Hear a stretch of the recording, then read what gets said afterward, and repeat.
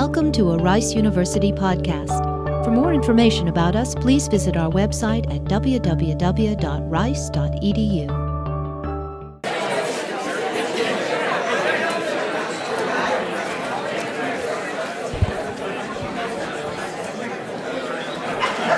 Good afternoon, everyone.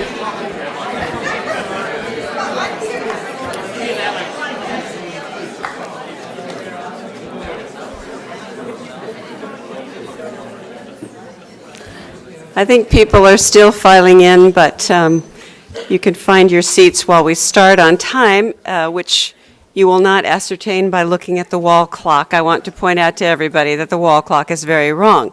So, but I do want to welcome you all here on this very brisk afternoon to Scientia's ongoing series on the theme of biopolitics. My name is Susan McIntosh, and I'm the director of Scientia. Today, we consider the policy arena and the question of how scientists can relate their work to the needs of policymakers.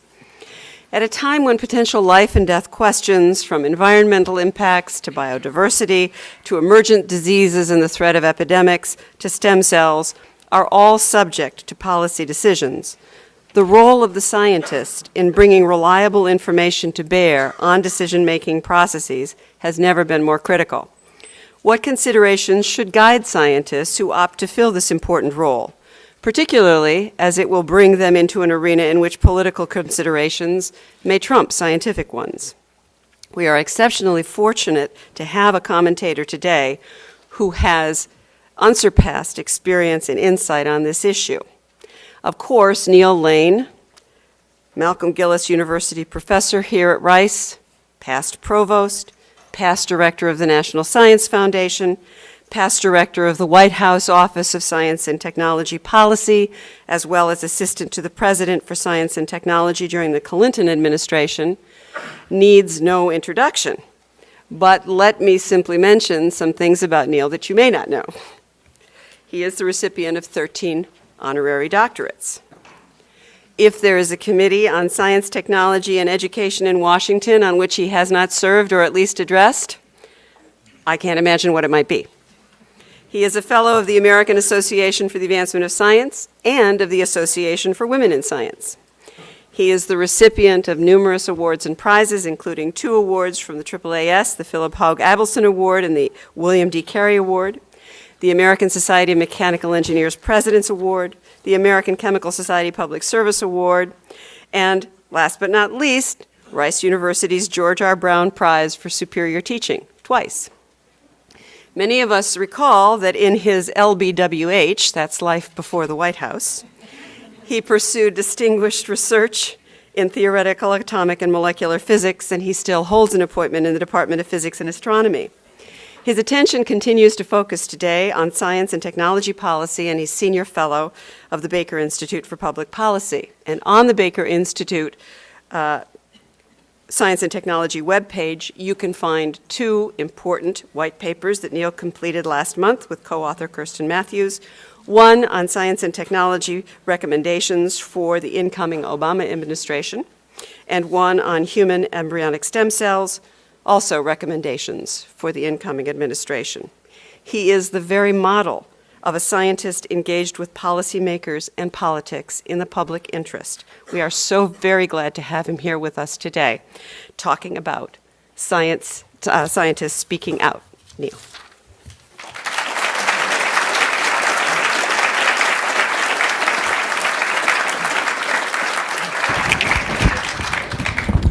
Thank you very much, Susan. Ladies and gentlemen, I'm delighted to be here. As Susan mentioned, my last job in Washington, and according to my wife, Johnny, it really is my very last job in Washington, was that of science advisor to President Clinton. I confess that my Washington experience has left me with impressions, some of them actually visible if my shirt is off, and much of what I'm going to say today reflects views that were in part formed by my time in Washington. Advising the president is a tricky business. My predecessor in the White House, wonderful man by the name of Jack Gibbons, often put it this way. Jack Gibbons said, "Socrates was a great man, He gave advice to politicians. He was poisoned. So it feels good, feels very good to be alive, and certainly to be here. It's also a great honor, and I mean this quite seriously, to speak to this distinguished body. My topic this afternoon is scientists speaking out, and I'll use the term scientists very broadly. I want to include researchers, scholars, professionals, technical professionals in all fields, the natural sciences, mathematical and computational sciences, social sciences, certainly, engineering, medicine, and perhaps others.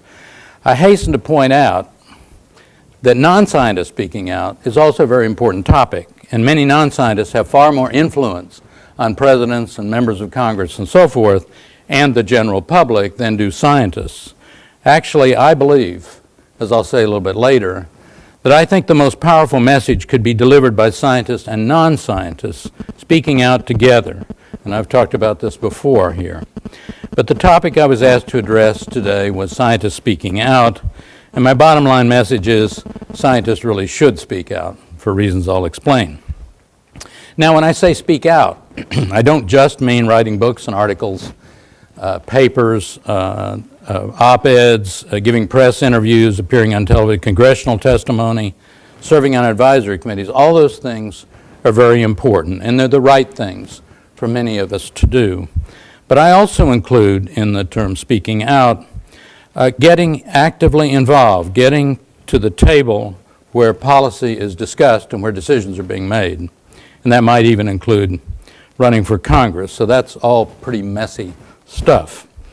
Now, I'm not suggesting everyone should get involved so deeply in the way I just described, but for those in the community who really want to make a difference, and when you think the time is right in your career, I really urge you to have a look at that. Give it a try. I have been amazed more recently at the outpouring of interest and active involvement of scientists in the presidential campaign and continuing right through the transition, including today in discussions that I've had. There's no shortage of scientists coming forward to play a role in the Obama administration. That's very good news, and I hope it really represents a transition in time because I think it's desperately needed. Now, to be fair, scientists have spoken out and gotten involved throughout history. Some early examples are Galileo Galilei and Giordano Bruno, who paid a particularly high personal price for speaking out. Fortunately, the political community is easier on scientists these days. During the Cold War, U.S. scientists spoke out, got actively engaged in policy, and they found themselves in opposition to a number of presidents over situations having to do with arms control, for example. And you remember Star Wars, missile defense, the supersonic transport plane, one of Nixon's headaches, and in other areas.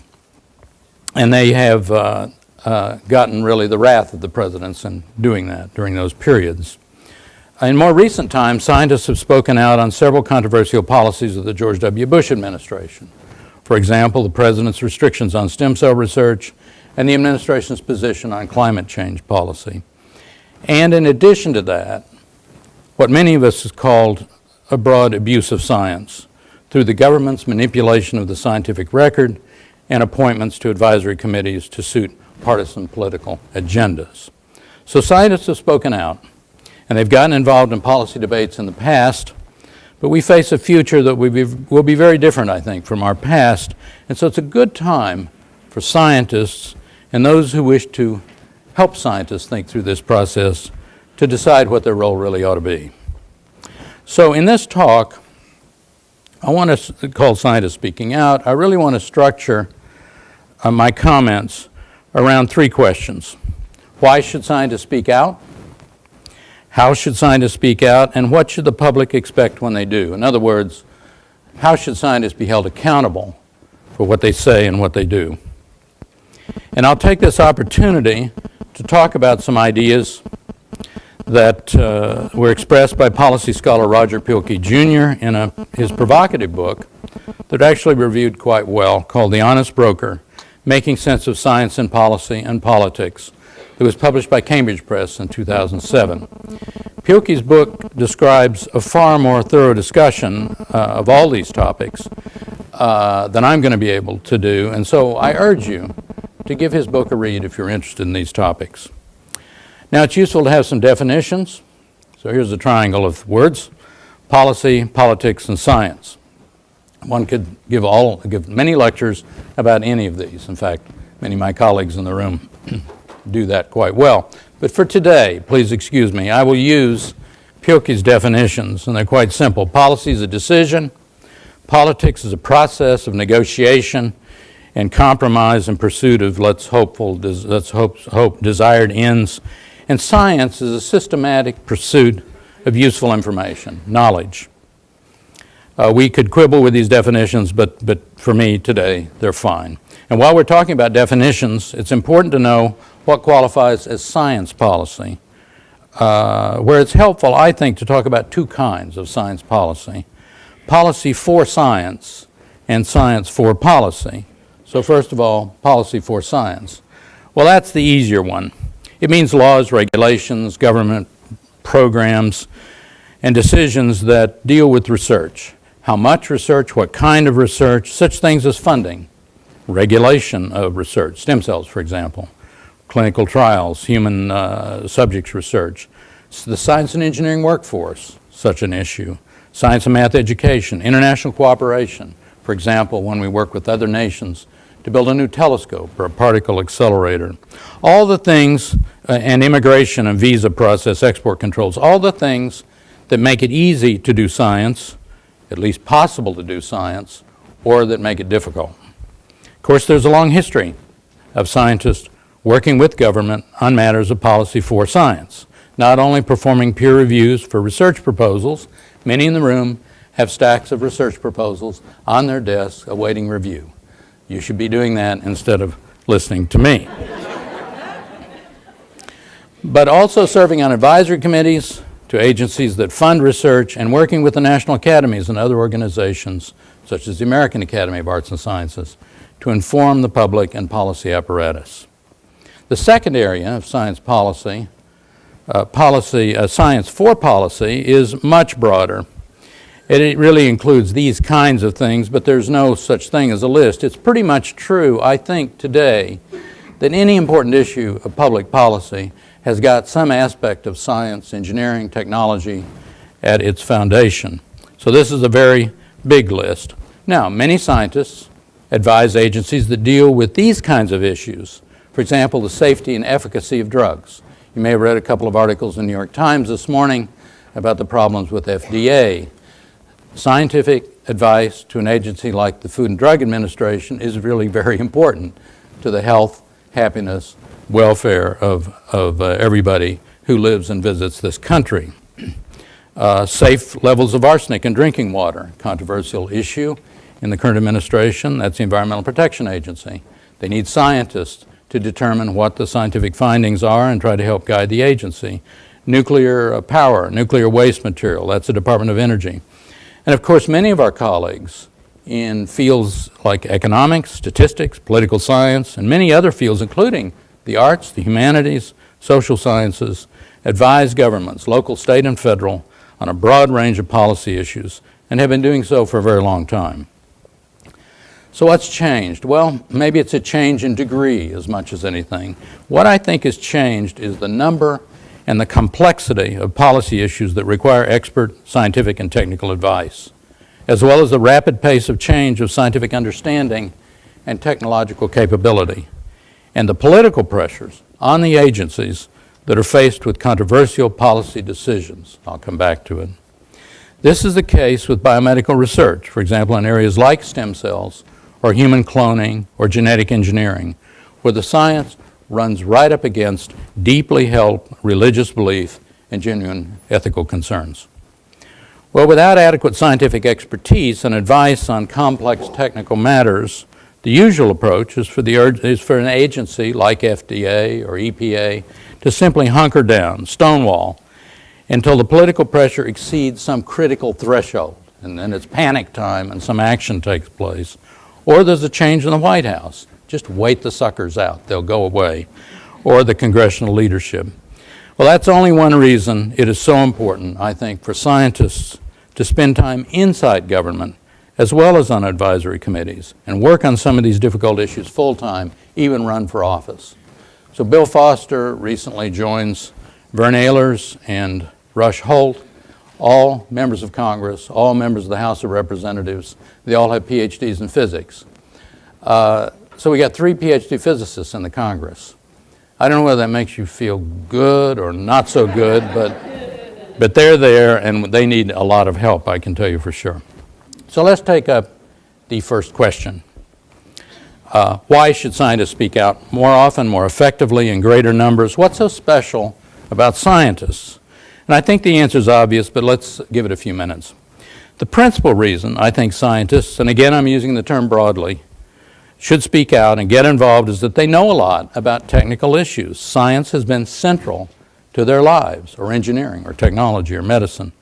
Because of that, scientists are increasingly being asked to pay more attention to how their work connects with a broad range of societal issues: health, jobs, the economy, energy, environment, security, education, and many others that do relate to science, engineering, and technology, and to advise government in those areas.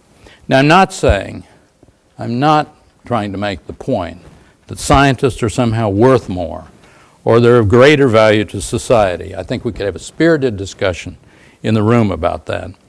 The views of scientists are of special importance when those views are based on knowledge and understanding that most people don't possess.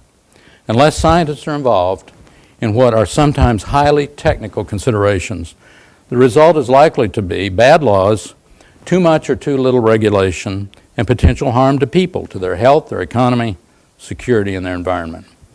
A second reason I think scientists should speak out is that this is a time of extraordinary, I think almost breathtaking transition in our government leadership and public policy. We have just been through 8 years of an administration that simply manipulated the science to suit their political agenda in a number of policy areas: global warming and climate change, endangered species, environmental protection, and reproductive health, to name a few. We have learned from recent experience that if scientists are not out in front with the public, some politicians, even politicians in high places, will simply cherry pick the science they like or make it up as they go to support their own political agendas. The behavior of the Bush administration was so alarming that 4 years ago, several of us, including the late Rick Smalley and myself, signed a statement, and here's part of it, that called upon the Bush administration to restore scientific integrity to government. The Union of Concerned Scientists then put the statement online, and over 12,000 scientists have now signed it. Scientists have spoken out on the need to restore scientific integrity to government, but we've done it in a defensive mode. If more scientists had been involved and better organized in the political process all along, perhaps these abuses would not have occurred, at least to the same degree. And I'd be happy, there must be many views about this topic, I'd be happy to say more about this later or to hear your comments. But things are about to change, and in a major way. 1 week from today at noon, we will have new leadership in the White House. President Barack Obama and what I believe will be a distinctly pro-science administration, but one that will be severely constrained by huge budget deficits. So by pro-science, I do not mean necessarily big bucks, and certainly not blank check. Obama has put together an extraordinary science team. Here are photos of them, of the ones that have been announced. John Holdren comes from the JFK School and from Woods Hole. His choice is his choice of science advisor. He's a leading figure in the field of energy, climate change, nuclear arms control. He'll not only be a leader of the White House science team, he'll be a key member of the President's energy team and environmental team. He served in the Clinton administration, Holdren did, as a member of the President's Council of Advisors on Science Technology. I had a chance to work very closely with him. His chosen co-chairs for this committee, called PCAST, are Harold Varmus, President of Memorial Sloan Kettering, former director of NIH, Nobel laureate, and Eric Lander, director of MIT's Whitehead Institute, world leader in bioinformatics and genomics. His choice as Secretary of Energy is a colleague of many of ours, Steve Chu, director of Lawrence Berkeley Lab, Nobel laureate.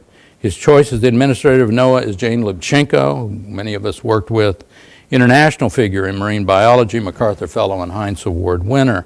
I've worked with all these folks by any reasonable measure. This is an extraordinary science team, and I expect future announcements to be of similar caliber. I anticipate that the Obama science team will actually reach out for new ideas and good advice, and certainly for help. They face a huge challenge in moving unwieldy bureaucracies and resetting agency priorities.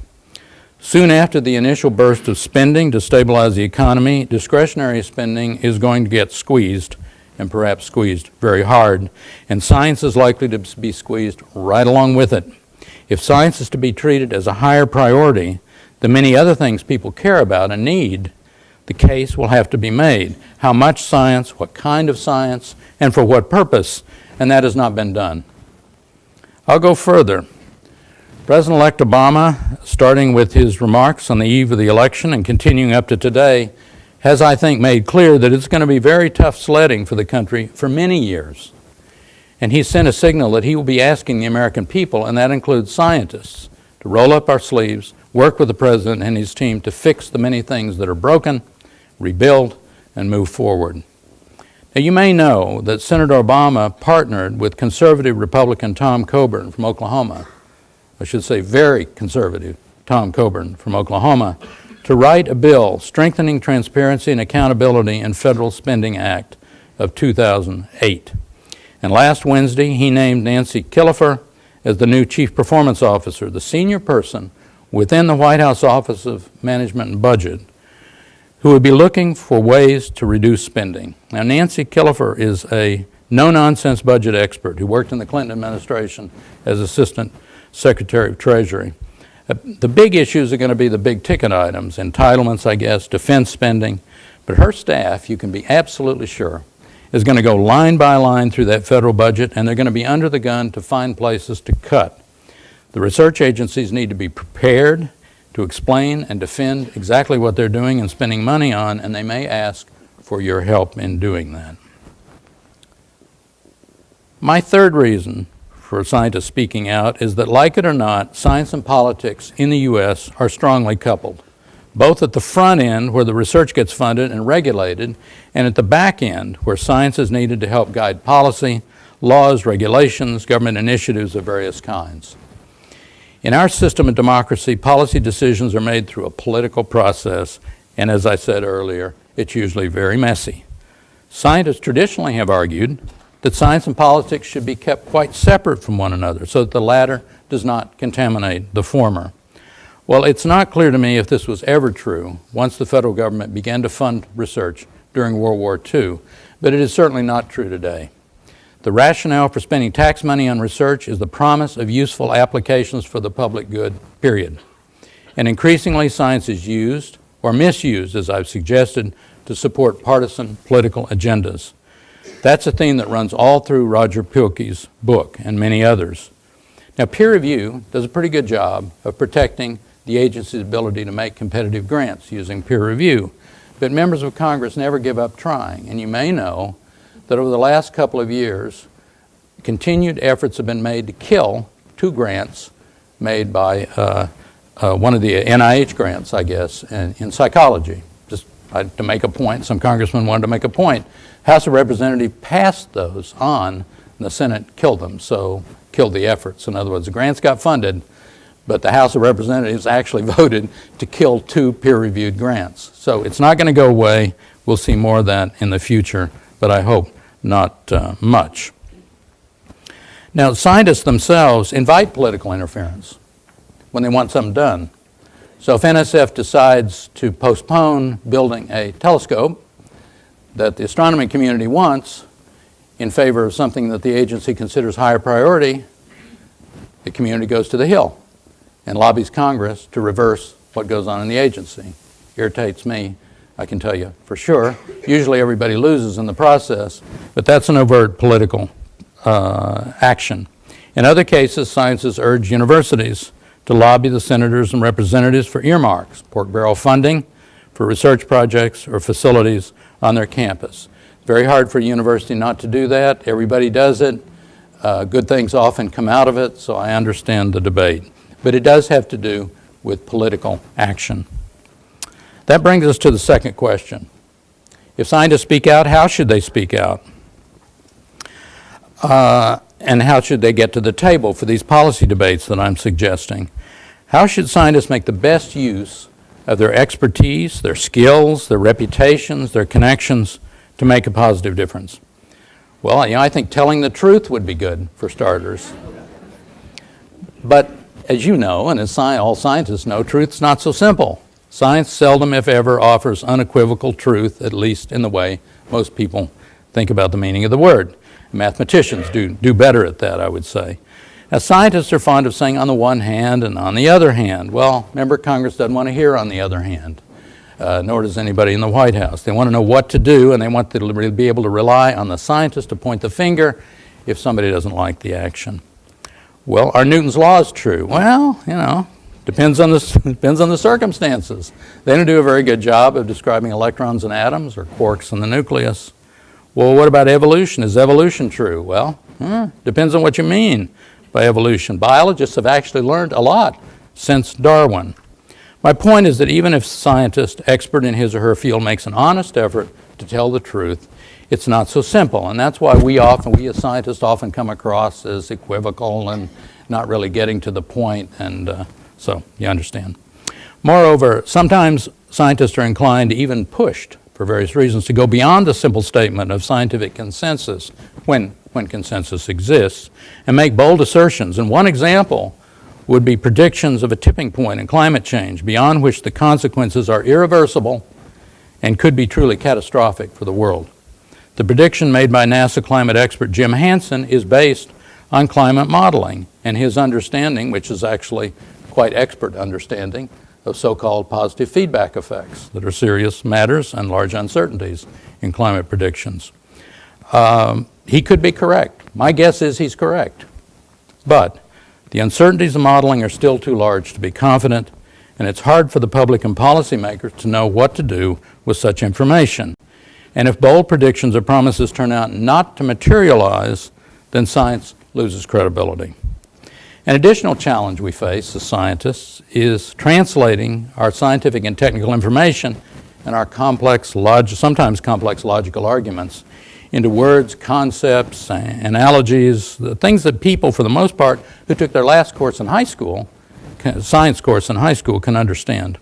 Well, this opens the door for all kinds of oversimplification, even misrepresentation. The truth can become even more muddled. And on top of that, we as scientists don't always have control over our message or our words. Reporters are fond of placing our words, even if quoted accurately, in the context that tells their story, not yours. So I've had that experience the last couple of weeks. TV and radio interviews can have their own means of steering the conversation. In congressional testimony, the words can be yours, but the tone of the hearing, the comments by the chair and members, as well as the questions asked, are theirs. It's their house, and they control the agenda. I've had the experience of having a congressman come in late, make an outrageous statement, highly critical of the administration, highly misleading, and then leave before I had a chance to respond. How rude. Which I didn't say, of course. There's another important issue that Roger Pielke raises in his book. Often it's more effective for scientists to speak collectively. This is really a very important point. And I talked to him recently. He emphasized that he would like to have made this clearer in the book. For example, by having professional societies, AAAS, national academies, American Academy of Arts and Sciences, or other professional organizations get more seriously into the policy process. And I'll explain why he thinks they're not doing that. But I think getting any of those organizations to do this requires a considerable amount of leadership, time, diplomatic skills, great determination, and persistence. In the end, though, it can be the most effective way to get the attention of policymakers. So for these reasons, and lots of others, decisions about when and how to engage the general public and political leaders require some thought.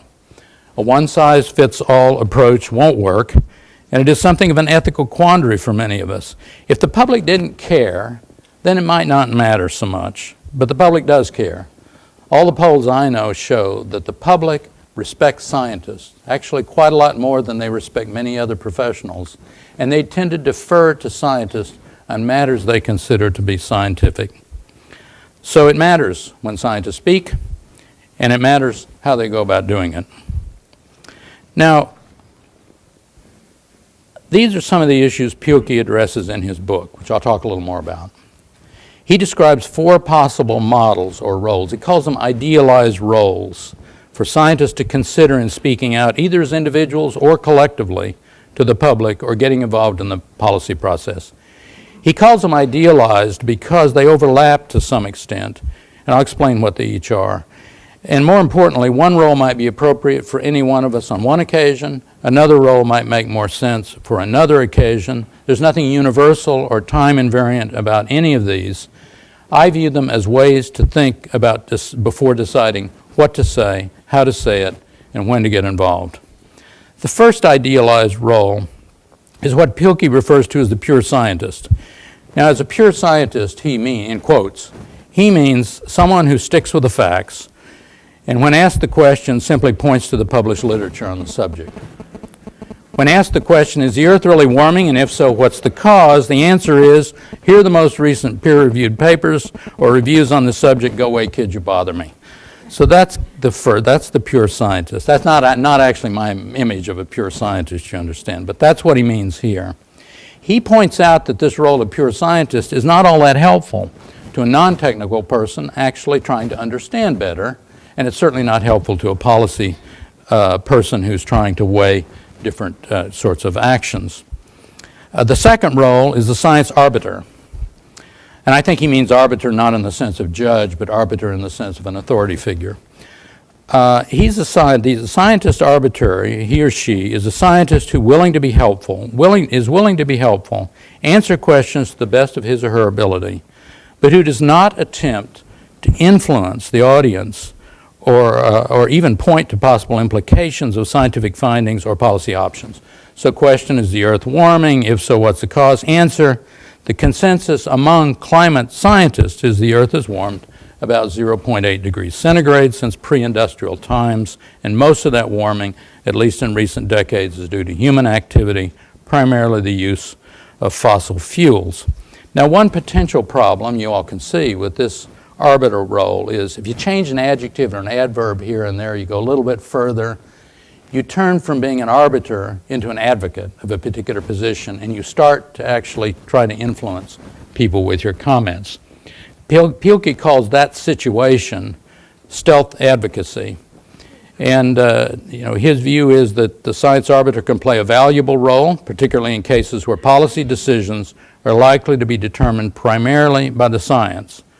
I would say the safety and efficacy of a drug, for example. So if the science is clear enough, then I think this can certainly be a case where science can go pretty far in determining what the outcome should be. Pielke believes that these first two roles, the two I just described, pure scientist and science arbiter, you might choose to be one or the other, but his view is these are appropriate in a situation that he calls tornado politics, when the values of the community tend to be homogeneous. There tends to be a values consensus, and at least scientific uncertainty is low. So he gives a thought experiment or a scenario. He describes a church full of people. Somebody says tornado's coming. So the policy decision is to go to the basement or not. Well, if you look out the window and you see the tornado is coming, decision's pretty clear. There's a values consensus. Nobody wants to be blown away, and you can make an observation scientifically, and that pretty well determines the outcome, and you're not troubled by all kinds of political haggling or so forth. So in the case of tornado politics, science is useful. It carries great weight, and it can lead directly to policy. That's why I draw that big, bold red arrow, a decision to act, and you don't really need to talk a lot about it. A third role he calls issue advocate. That's a scientist who uses his or her scientific findings to argue openly for one or another policy action. You really are trying to convince people that this is what this law needs to be passed, or this reg needs to happen, or this action needs to take place. But you do it openly. So the question is the Earth warming and so forth. Why? And your answer is the consensus among climate scientists and so forth. But then you go on to say, furthermore, the implications are that unless carbon emissions are sharply reduced by shifting to low-carbon energy sources, warming will continue, and the result could be catastrophic for humans and other living things. The U.S. should commit to reducing carbon emissions by 80% by 2050. Specific policy advocacy. Pielke cautions that a scientist who advocates a particular policy action likely bases that decision on considerations beyond scientific consensus, if there is one, and hence could be accused of politicizing science. But he argues that being open about one's advocacy is far better than hiding advocacy behind a veil of scientific objectivity. The fourth idealized role is what Pielke calls the honest broker of policy alternatives, who uses the best available scientific knowledge and understanding of possible societal implications to develop different policy options for the public and political leaders to consider. This is the approach that Pielke favors, especially when a values consensus is lacking and uncertainty, scientific or political, is particularly high. Pielke argues that these last two roles, being an advocate or just somehow getting the options out there, those two roles he feels are very important in a scenario he calls abortion politics. And so his thought experiment there is a room full of people are trying to decide whether doctors in the community should be allowed to perform abortions.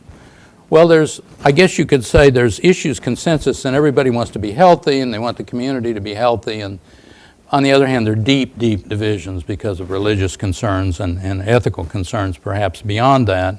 So you really don't have issues consensus in that particular case, and so that's why he just uses the term abortion politics to describe that situation. In that case, you could be a issue advocate by just taking one or the other position, and you just argue for it forcefully. And if science is at the basis for that, let's say the safety of the procedure or something, you use that honestly, and you just say why you're for it or why you're against this policy step. But the other approach is you help lay out options for the community that they can then choose from, but you don't really try to push one or the other. That is his idea. Now, I think there are a couple of examples. Well, let me say first, I mean, in the case of abortion politics, the problem is here that science really doesn't automatically determine the outcome. I mean, in the end, politics is going to win here. Politics is going to answer this question. The question for us is, to what extent can scientific issues and information get plugged into the process? So you have to decide how to deal with it in that situation. Here are a couple of other examples of what I think we could call abortion politics. Climate change. He calls climate change abortion politics cloaking itself as tornado politics. And by that, I think he really means that some scientists are overstating maybe the catastrophe scenario, and maybe some scientists are understating the uncertainty, and that kind of pushes it in a stealth position in his view. In the case of stem cells, I think it's my view we don't have a values consensus because of religious differences on that, and the uncertainty is still not low in that scientists really don't know and can't say with confidence just yet when therapies will be possible, what it will be possible to do. Will we really be able to cure Parkinson's? Will we really be able to repair spinal cord injuries? We really don't know, and so the uncertainty is high, and I think both of these are categories of abortion politics. Pielke is quite critical of the science community on climate change for the reasons I think I just said. But he uses this idea of the linear model to criticize them. He said the scientists that are out there in public talking about climate change and objecting to what others are saying are using a so-called linear model. It's been around a very long time. It's been criticized for as long as I've been reading policy books. But the idea of the linear model is basic research, then leads to applied research, then leads to development, then leads to application to societal needs. And certainly there are examples where things have developed in this way, but there are many, many other examples where they didn't. You can end up coming in from all different directions here. Some research is driven by a desire for societal needs. Some basic research discoveries happen while someone is actually doing a technology development project and so forth. But what Pilke says is that when the scientists were criticizing, for example, this guy Bjorn Lomborg, who wrote a book, The Skeptical Environmentalist, saying really the world is getting better, not worse, in pretty much every dimension. And he cherry-picked a lot of data and made some assertions that the scientists say are really very wrong. And the science community jumped all over him. Pilke says the trouble with this was that the scientists were relying too much on the linear model. They were placing too much importance on getting the science right and getting the science reported to the public correctly. They should have been paying more attention to some of the policy options that Lomborg talked about, which in many cases are quite similar to what environmentalists think should be done and environmental scientists think should be done.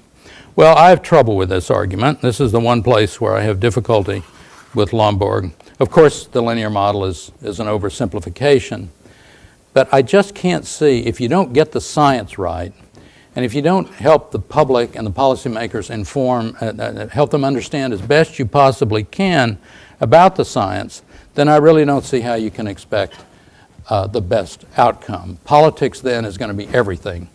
So I'm not so happy with Pilke's view on this, and would like, I will certainly talk with him about it more as I have done, and I'd be very interested in your views as well. Now, when Roger learned that I was going to give this talk, which he found on the internet someplace, I think I know how he found it. You know, he just wrote this book, and he's probably every so often checks Google to see who's talking about his book. And so up comes this talk. So he wants to know what I'm going to say, and I told him I don't know. But he said, well, could he get some feedback from the discussion? And I said, sure, we certainly will do that. I'll certainly let him know what comments I get. And I'll be very anxious to have your comments now or even later, especially if you have read the book, but also just based on what I've said about the book. But I asked Roger, is there anything about how do you feel about how it was received? Well, he's happy about his reviews, and he's gotten some good reviews, especially from scientists. He didn't get such good reviews from policy folks, policy scholars. I think they have a different standard or a different view, but and these are his words. I did not read those latter reviews I'm talking about, but that's his view of how the book was received. He said if he had to do it over again, he would emphasize more that this idea of honest broker, where again the idea is scientists come together, probably best done in a group. Very hard for a single person to be an honest broker. They come together, and as individuals, they might represent all different kinds of views. Some of them might be advocates, some of them might be pure scientists, some of them might be arbiters, some of them might actually consider themselves honest brokers, but together they work with a very specific outcome, namely lay out 2, 3, 4 policy options that have a scientific basis on them. And we're not advocating one or the other of them. So Pilke is critical that these organizations I talked about, like the national academies, don't do that. And my point about that, and I've talked with him about it, it's not true they never do that, but they can't generally do that. I mean, the national academies write reports based on studies they do largely for the federal government, sometimes internally generated. The federal government has no interest in policy options. You know, a member of Congress wants a study done. They want to know what the recommendations are. They want an ordered list of priorities. They don't want this, and on the other hand, this, and on the other hand. There's a huge mismatch here. So I think what Roger is saying, what the policymakers need is this honest brokering, is to have these options out there so that they can make an informed decision. What politicians want is the answer. So if it doesn't work out well, it's your fault, or it's your fault. Or maybe they just place much more reliance on the science community being able to come up with the right answer. It's some combination of both, I think. So let's turn to the last question.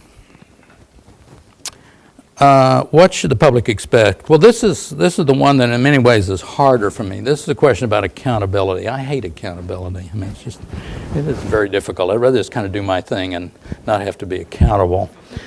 I tend to value individual freedom above most things in life. I mean, it's a notch down from my lovely wife and family and personal relationship with my colleagues, but and as scientists, of course, we adhere to ethical principles of our profession, which are generally spelled out by documents in our societies. But these principles usually have more to do with how we do research, how we perform research, how we publish it, how we review other people's work. And less is usually said about speaking out to the public and getting involved in policy and politics.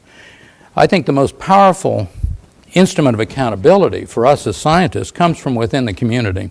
And the community is unforgiving in this regard, as you all know. Once a scientist violates the trust of his or her peers, say by being found guilty of fraud, fabrication of data, plagiarism, or other forms of research misconduct, that pretty much ends that person's career in science. But much less attention has been given to scientists speaking out, interacting with the public, being involved in policy. Now, perhaps we could look to the Hippocratic Oath for guidance. It includes the words, "never do harm to anyone." And in medicine, I think that applies to what doctors say as well as what they do, and I think that applies to scientists as well. But that raises lots of questions. Now, one area where accountability is increasingly important is what scientists promise to deliver, usually speaking collectively through their disciplinary societies and institutions such as national academies.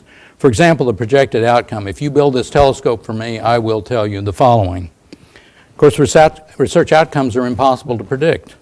So scientists need to be careful what they promise, and the federal agencies and Congress need to allow for the uncertainties that go with frontier science. This is very difficult, no perfect way to do it, but it remains important if we're still going to do basic science. But when promises are made, then those making them will be held accountable. And the cutbacks in the funding over the last several years for fusion energy, I think, is a good example of this. The stick that the science community uses is the scientist standing in a field. The stick that the federal agency uses is cutting off the money, and sometimes they cut it off permanently. So accountability is important. The public that pays for much of the research expects the money will be well spent and good science will result. But beyond ethical considerations, matters of national security, and simple courtesy and good taste, I personally reject most other kinds of constraints on freedom to explore and express scientific findings, even opinions on pretty much any subject. Indeed, I think the public expects such candor from scientists. Now, one downside in serving in Washington, which I'm encouraging you to do, whether you're running an agency or you're working in the White House or in any other such position, is you give up a certain amount of First Amendment rights. Elias Zerhouni was here, spoke at the Baker Institute a week or so ago. He's just stepped down as head of NIH. He commented how good it feels to be able to say what you wish without worrying about harming your agency, undercutting your president. And I can tell you, I mean, leaving Washington, you don't expect it, but you walk out and just suddenly the world has changed. I mean, you breathe differently. You just feel suddenly released from not a bad cage, but a kind of a cage. And Elias talked about that. But I say, on a side, and I said that in introducing him, that I was impressed that Zerhouni, when he was in that job, in the Bush administration, which was intolerant of any critical words, did speak out on the science of stem cell. He did say that scientific progress was being held back by the president's policy on stem cell research. I would like to have heard a little more of that from federal officials in these last few years. In the end, I think the public has a right to expect that in addition to adhering to the ethics of our profession, we will speak out on any matter we consider to be important and get involved when we can in the process of making government work for people. I want to make one more point about the public and what they should expect. Even before scientists come forward and speak out and get involved in advising and even serving in government, there are some barriers that make it difficult. So here's the federal government. Well, not all of it. Here are a couple of agencies. I just put NSF and NIH at the bottom, but it's particularly the case for regulatory agencies. They have two masters. They have a president. He's the CEO. He thinks he is the boss. through his Office of Management and Budget, he controls their spending and how they spend the money. But there's Congress over there, 435 representatives, 100 members of the Senate, and especially those who serve on the appropriation committees. They think they're your boss.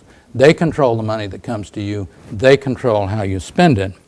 That's kind of tricky territory. Now, the good news in our system is that there are many mechanisms for scientists and other concerned citizens to get their views known.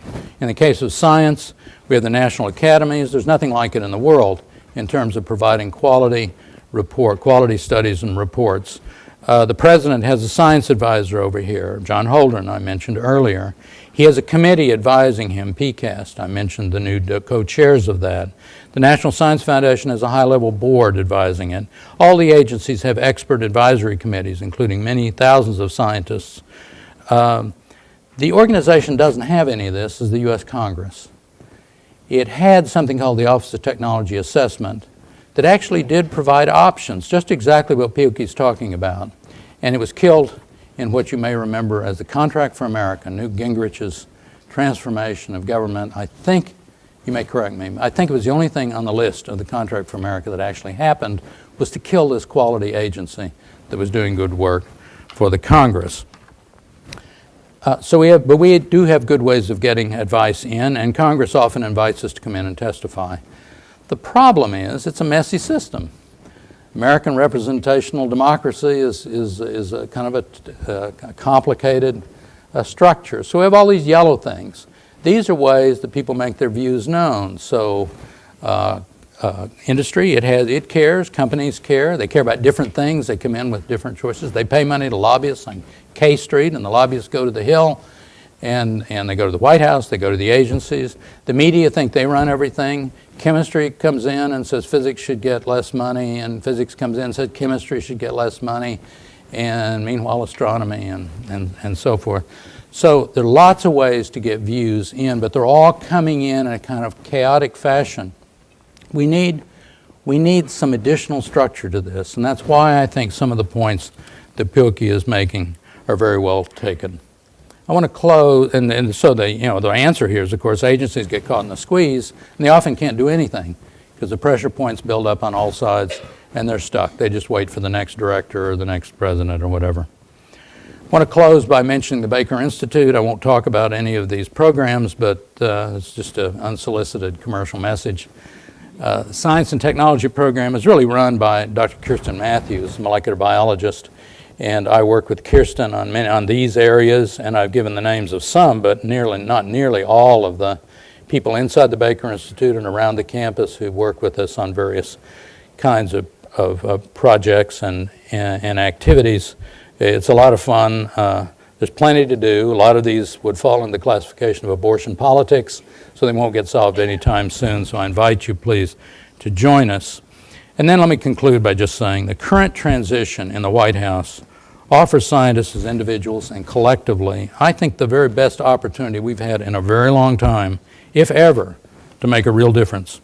If we're willing to join with other scholars and professionals and other thinking people who also want to move the country forward, in difficult times, our efforts are likely to be all the more beneficial and rewarding. Thank you very much.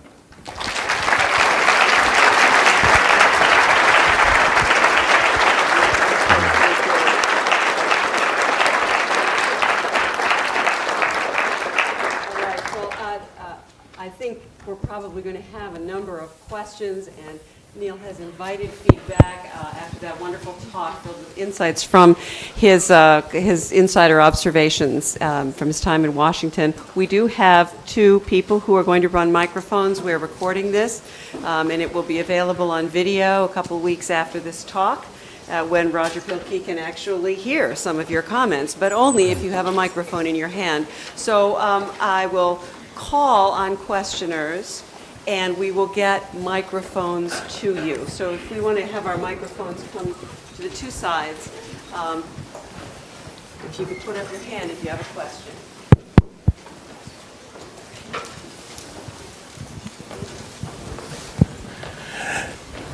Dr. Lane, is this on? Yeah.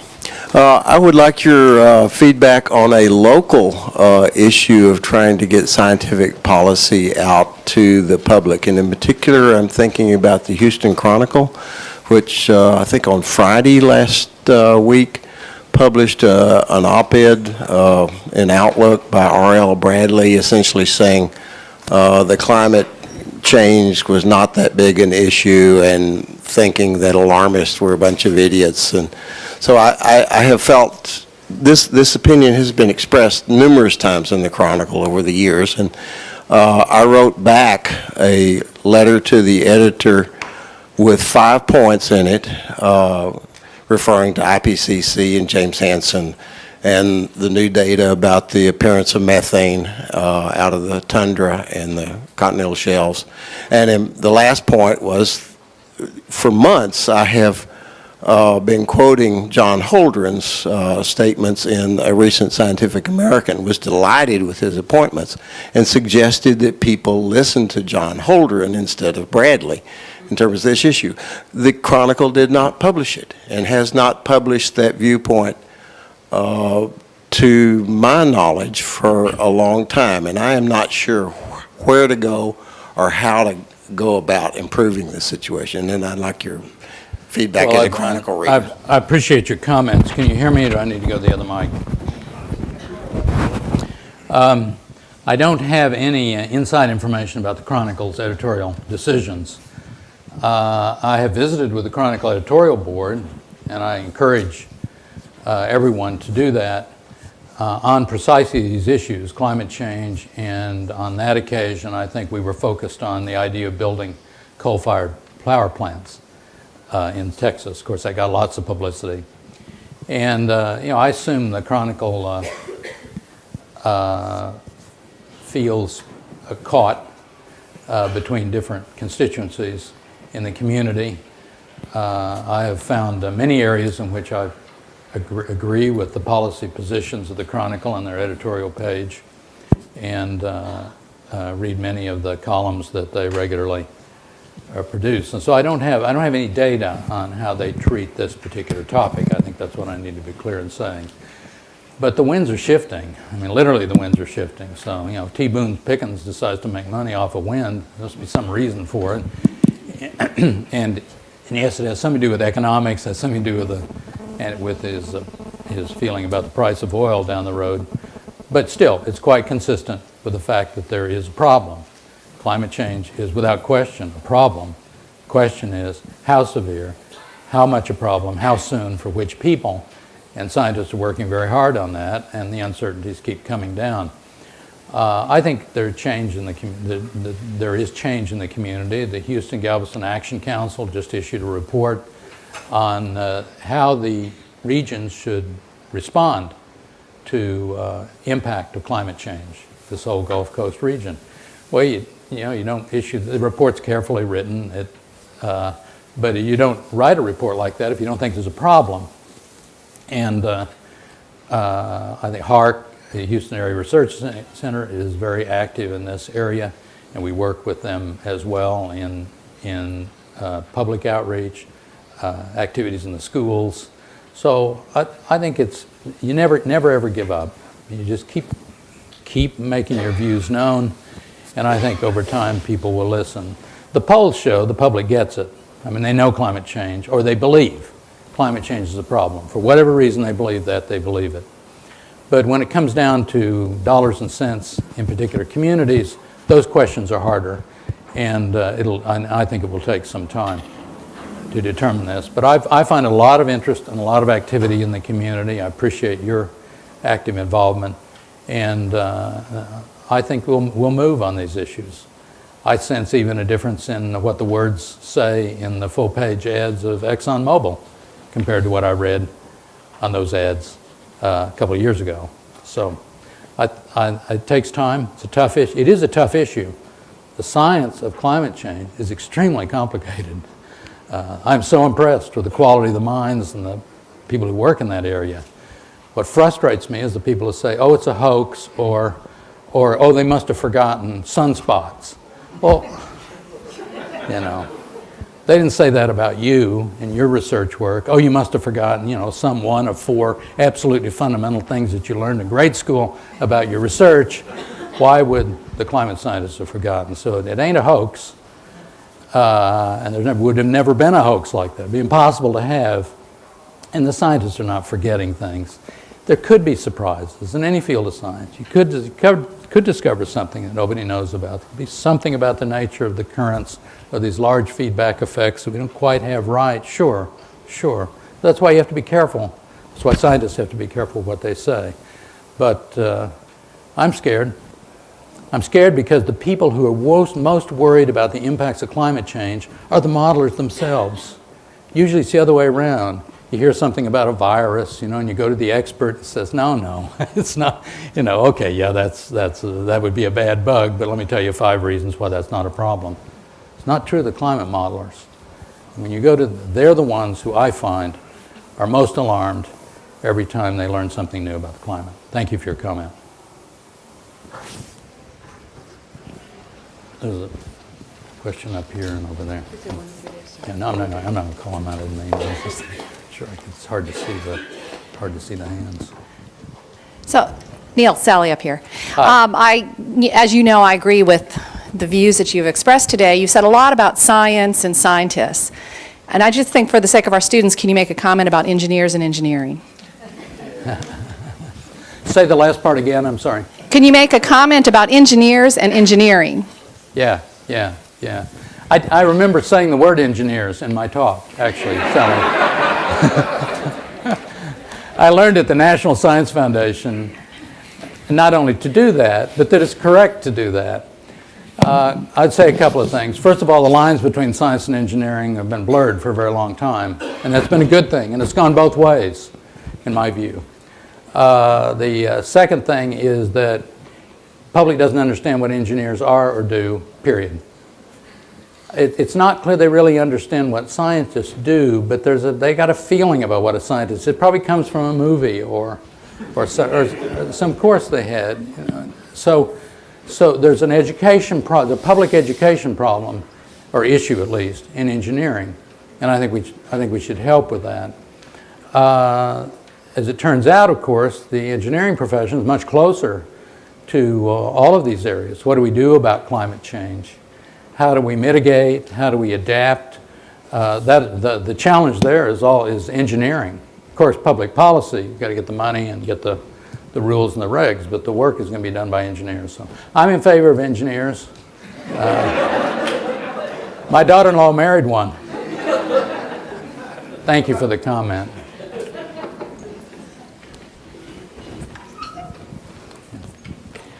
Hi, so I've been involved in a fair amount of policy myself. I do computer security.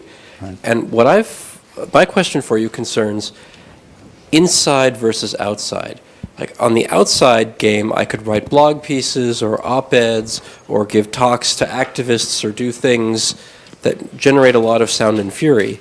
Or on the inside, I could try to get to know politicians and their aides and try to have private meetings and try to push buttons where nobody's looking and where nobody ever, where I don't get credit, I don't want credit. I'm curious of your opinions about when you should pursue the outside game, when you should pursue the inside game. It's a good question. I'm not sure there really is any simple answer to that. You need both, of course. But the issue about timing, sometimes you might want to devote your effort in some direction and others. I would say, excuse me, it has a lot to do with your own connections. And that's going to be happenstance. It's going to be who happens to have this particular position at a particular time. I'm just on the phone with a Rice alum who's just moved into the Appropriations Committee in the Senate for NSF and NASA. Well, you don't know that that's quite, suddenly you have a person that you've known a long time and a trusting relationship with that individual, and you really can make a big difference. Because if that relationship, if those conversations were kept if those are kept private, if the newspaper doesn't say that you're talking with so-and-so on the staff, if that happens, of course, it's all over. But if they're kept private, it can have enormous impact. And they need it, as you know, because staff doesn't include very many people, if any, that would have your expertise. And their member and their constituents are reading or hearing, usually television, what's said on television, not much said about computer security. Should be a much bigger deal. Very scary proposition. Our critical infrastructure depends on protecting information technology from attacks or from just accidents that occur. So I think it's a very serious matter. But I think you have to work both. And that just means you're always open to opportunities. You see an opportunity to write something you think is going to reach 1 million people, you do it. Television opportunity, Larry King has you on talking about, of course you do that, because you're going to reach a large number of people. So it's, how to spend your time to have the most impact, most bang for your clock buck. And I think that's going to depend on circumstances. So if you've got those connections or you see a way to make them, they need your help. There's no question about it. But they need the help of people they can trust. And so if there's a personal relationship, it's particularly powerful.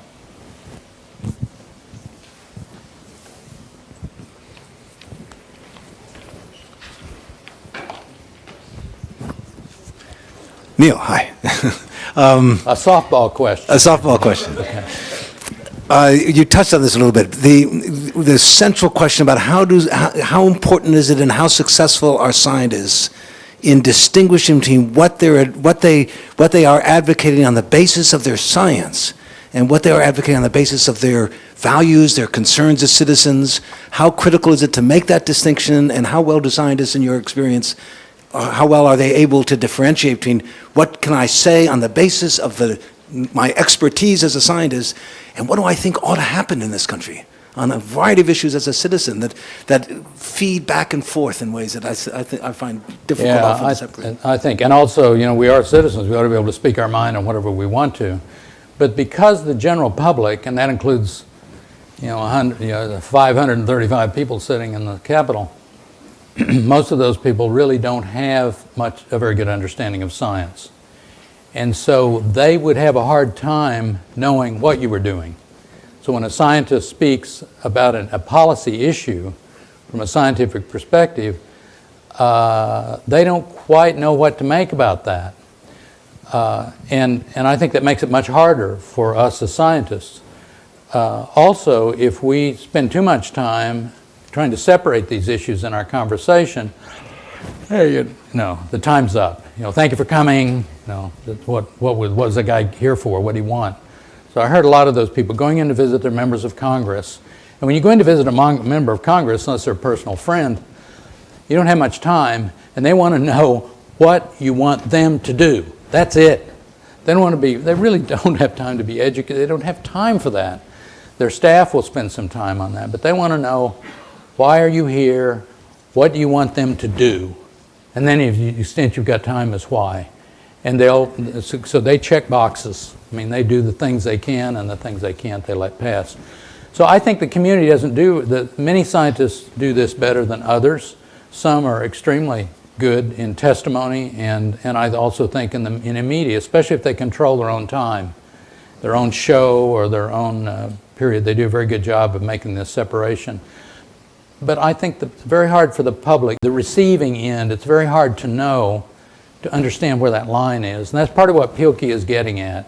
And he's just suggesting that we need to be very cautious. That's why he believes that being an advocate for a policy position, at least you're saying, I think we ought to sign the Kyoto Agreement because the science says global warming is a problem, the climate's going to change, and we got to get started at it. You're clearly a policy advocate. He says in his view, that's much better than pretending to just be an objective arbiter of science, just saying the science says this and this and this, but in certain ways really sort of nudging people over the other direction. That's also why he says probably the only way you can do this honestly, the honest broker, and it's the broker he emphasized, not the honest. He's assuming we're all honest, okay? It's the broker he's talking about. The reason he thinks that's better done collectively is you can have all these different views and personalities and positions in the room at the same time, but your charge is to deliver these options. That's what you have to do. So all this advocacy and whatnot doesn't go out of the room. All that is part of the process. And I think because it's messy and because of the difficulty of making that separation between the science is this and the policy is that, I think he's right. about that. And we don't have that mechanism in society. We need it. I mentioned OTA, but we've got no place else for the federal government to go that I'm aware of for this kind of good policy development. So he makes a good point.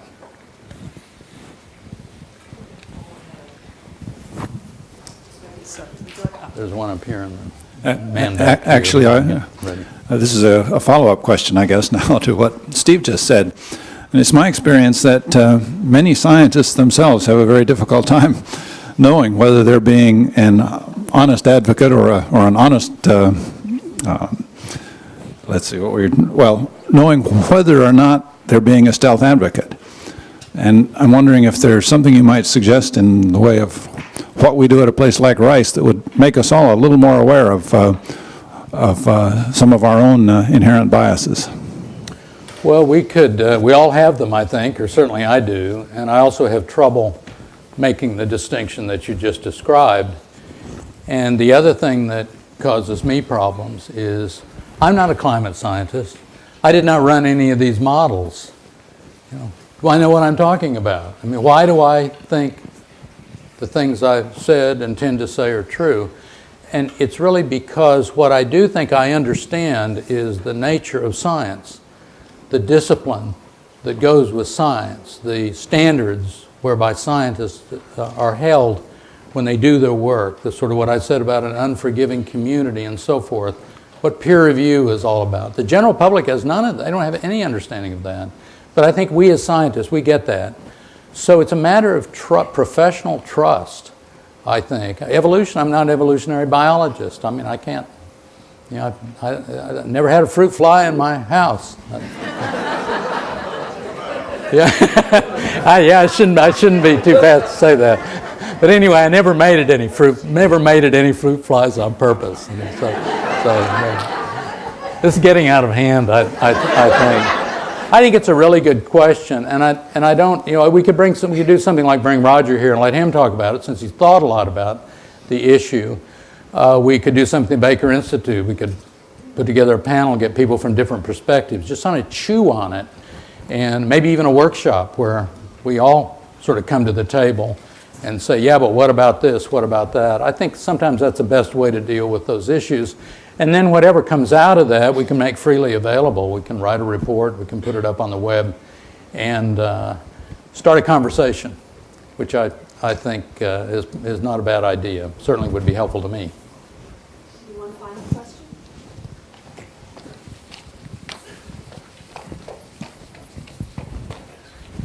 Thank you for sharing your thoughts with us.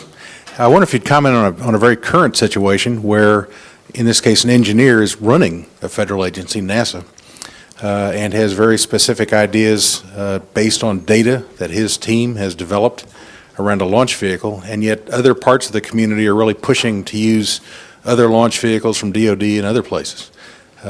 Seems to be a lot going on that's relevant to what you said in that. Would you comment on that? I think, George Abbey and I are actually writing a transition piece on NASA, and we've written some before, so what I'll say really reflects something we've talked together about. George Abbey is the former director of Johnson Space Center and is a senior fellow at the Baker Institute. There are many different views on, I think NASA is a terrific agency. I want NASA to be better, actually, than it, have a better time of it and have more opportunities than it has had. My criticism is that Mike Griffin, the current administrator, and NASA are doing their very best, I think, to follow the president's vision for space exploration that President Bush announced several years ago, to go back to the moon and on to Mars and all the various pieces of it.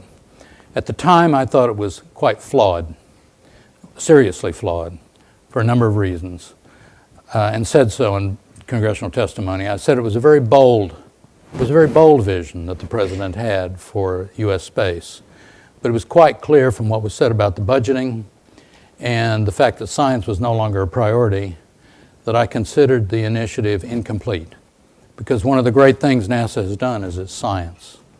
It's not just about space exploration, it's about human exploration, it's about science. And science was immediately pushed down on the priority list. Many of the best science projects have been either scrapped or delayed. The new vehicle program is behind in time, and it's probably will be well over budget. We'll be denied access from the space, having our own access to the space station for a long time. I mean, the earliest that the new vehicle would be ready would be maybe, what's the date you probably would know, I think it's 2015 is what they're saying. My guess is 2020 or longer. I think the reasons people are talking about other approaches, using existing rockets, downsizing the capsule, using technologies we really know, is not because all those people think it's a bad idea to have a new vehicle.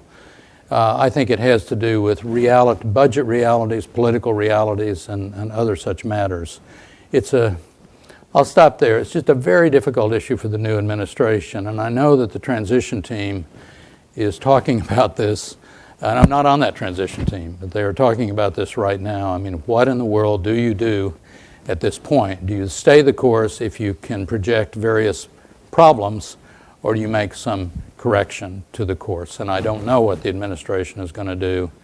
NASA's important. The science and the space human exploration are important, I believe. They're very important to our community. So I would like to see a happy solution to this. But NASA's in a very difficult position right now. Morale is very poor in many areas. And I think it's highly questionable whether, without considerable budget increases over the next 5-10 years, it will be possible to do the things that are described in the President's vision. So I appreciate the question. I care about the outcome of that, and I think the decision will at least be very carefully arrived at by the new administration. I want to thank you for your questions and for coming, and I especially want to thank Neal for issuing a very compelling call to action and some thought-provoking ideas on how we can all get involved. I invite you to continue the conversation at the reception outside, and I also invite you to come back to our next event, which will be on February 11th in the evening, where we'll have a panel discussion about the politics of teaching evolution in Texas. I don't think there'll be any fruit flies there either, but I think we'll have a very interesting evening. So thank you all. Thanks for having me.